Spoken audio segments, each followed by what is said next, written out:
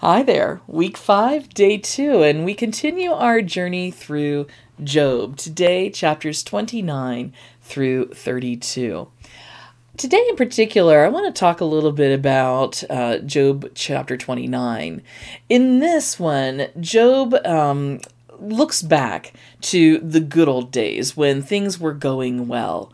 And one of the things that I do like about the book of Job, while I'm not a huge fan of all the poetry, is that Job really dives into all the emotions and all the things that we ourselves experience at different times in our life, and particularly when things are not going well.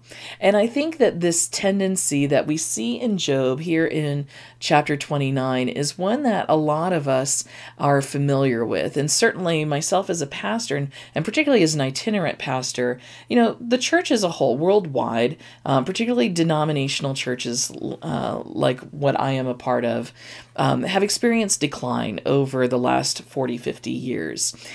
And when I go into a new church and I ask people about the church, one of the responses that I get a lot is, I remember when. And then I will be taken on a journey back into, a lot of times, maybe the 50s or 60s or even the 70s, when Sunday schools were overflowing and there were this many Sunday school classes and their vacation Bible school was overwhelming, and we had all of these things and all of these people and all of these things that we would do and say and just, they'd recall good things. And I'm not saying that we shouldn't recall the good times that we've had in our lives. But a lot of times when we're going through a struggle, what we find is that we would rather focus on what we're missing out on, what has gone on in the past, and lament over the things that are no more, rather than facing where we are in the moment and perhaps even the steps that we might need to take, not to get back to the good old days, but to find our new good times. And I think that Job here in chapter 29 experiences that. Certainly we experience that as well.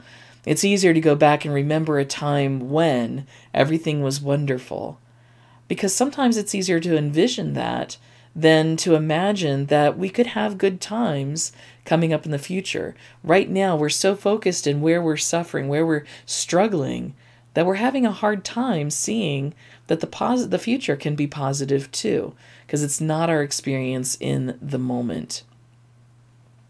And so I want you to think about that as you're reading today. And then too, in chapter 31, Job gives a long list of unrighteous actions or attitudes in order to contrast them with his own innocence.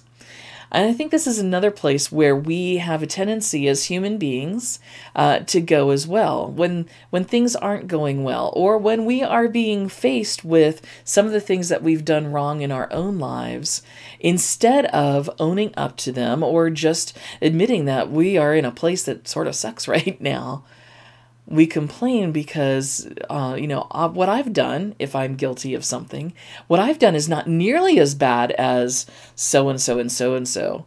It seems like Hitler often comes up in that list. I'm not as bad as Hitler. But there is no comparison of good and bad. It is simply a matter of who we are in our hearts. And that is another reason why, as Christians, we know that we can't rely on a sliding scale. Well, at least I'm better than so-and-so, and so God needs to let me into heaven.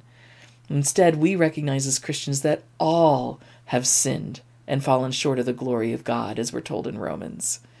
And so let us remember these things as we read in Job today.